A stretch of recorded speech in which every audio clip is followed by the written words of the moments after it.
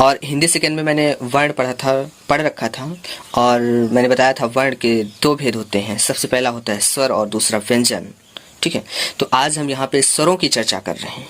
ठीक है, तो सबसे पहले आइए जानते हैं स्वर किसे कहते हैं। तो वे वर्ण जिनका उच्चारण स्वतंत्र रूप से किया जा सकता है उन्हें क्या कहते हैं? स्वर कहते हैं।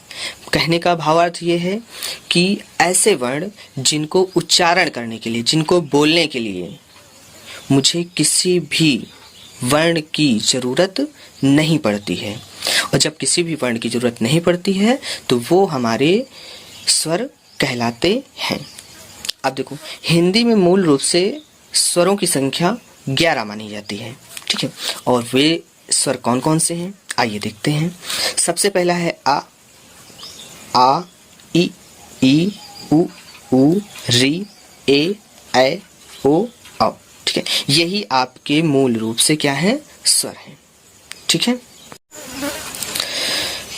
अब इसके आगे जानते हैं स्वरों के भेद। ठीक है, वैसे स्वरों के 3 प्रकार के भेद होते हैं, लेकिन अलग अलग टाइप में अलग अलग प्रकार के होंगे। ठीक है, तो यहाँ पे हम मात्रा के आधार पर आप लोगों को बता रहे हैं। ठीक है, तो सबसे पहला होता है ह्रस्व स्वर, फिर होता है दीर्घ स्वर, फिर होता है प्लुत स्वर।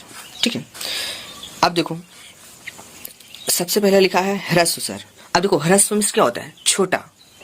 ठीक है, तो वे स्वर जिनका उच्चारण करने में मतलब जिसको बोलने में या फिर जो ध्वनियां निकालने में कम समय लगे, मतलब जिनको बोलने में मुझे कम समय लग रहा है, अर्थात एक मात्रा का प्रयोग होता है।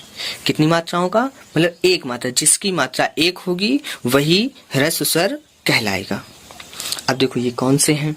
सबसे पहले है आ, ई, उ, री। तो आप सभी बच्चे इसको पढ़ें और इसको याद करें और अपनी फेयर कॉपी में नोट्स बनाते रहें।